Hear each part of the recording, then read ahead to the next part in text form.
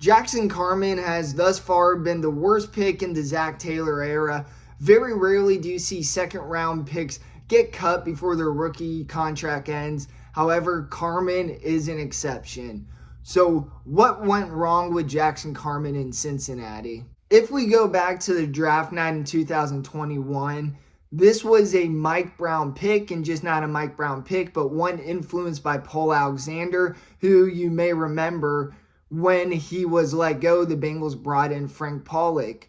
So during that draft night, there's no official report past it was a Mike Brown pick influenced by Paul Alexander, who in that front office draft war room was supportive of that pick. But somebody who seemingly wasn't a fan of that pick was offensive line coach Frank Pollock. There's no official report, but when you see him talk about Carman in interviews, it doesn't seem like he views him in a high regard. Training camp, Jackson Carman's rookie year, is where I think the root of the issues in his downfall in Cincinnati started. He showed up training camp out of shape. Doing that really puts a limitation on how much he can improve. Training camp for rookies is such an important time to develop, and Jackson Carman limited himself by showing up out of weight, and in doing that, he didn't just lose trust in the coaches.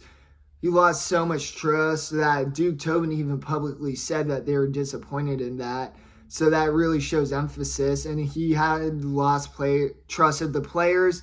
I don't believe there was any official reports of that, but if you're a teammate of somebody who shows up to training camp out of shape, who themselves limit their chances of improving, trust is lost. So that's where I think the issues really started. The following year, Carman had a chance to have a new start. He was competing with the fourth round pick of that year, Cordell Volson, for the starting left guard position in a battle of necessarily who wasn't better, but more so of who was less worse, and Carman lost that battle and the chance to start.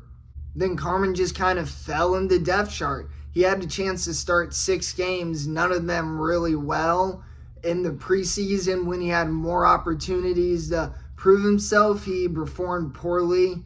So Carman just really did it all to himself. This is really just a classic story of a team reaching for a player having behavioral issues, and the player, because of those, are not developing and just end up playing poorly. Believe it or not, Carman wasn't the worst pick in that draft. 6 players in the second round actually started less games than Carman. 4 of them didn't even start a single game, so glass half full, Carman wasn't the worst pick, but still a really bad pick by the Bengals. The worst pick in the Zach Taylor era thus far. Hopefully there isn't a worse one. But yeah, that is why I believe Jackson Carman did not work out in Cincinnati. Comment below your thoughts. Thank you all for watching. Hoo day.